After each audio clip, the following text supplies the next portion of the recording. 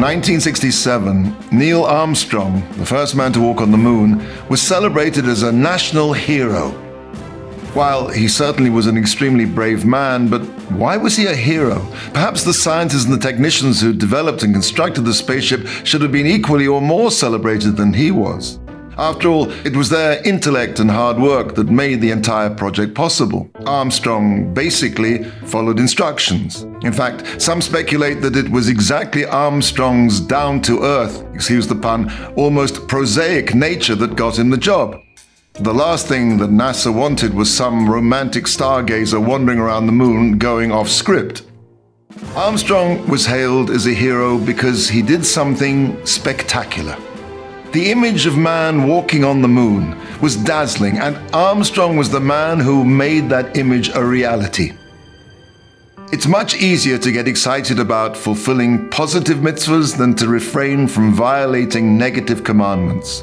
We feel so much more accomplished when we perform a good deed, davening with kavanah, learning with a geshmak, than when we merely refrain from doing what's wrong.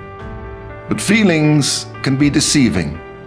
Doing a mitzvah aseh may feel more holy, but the Vilna Gaon tells us that in fact we get much more reward for refraining from sin.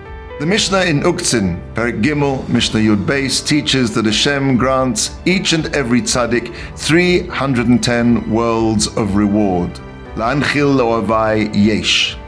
The Gaon writes that a full 300 of those worlds are granted to the tzaddik because he turns away from evil, sur meira, whereas only 10 of those worlds are given to him because he did an aseh tov, he did something good.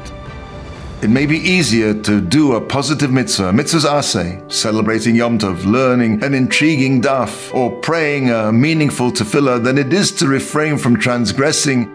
The feeling of spirituality, the wow factor, is indeed much more readily accessible in the cases of aseh tov. But the substance of a Jew, the foundation upon which all is built, is the sur meira.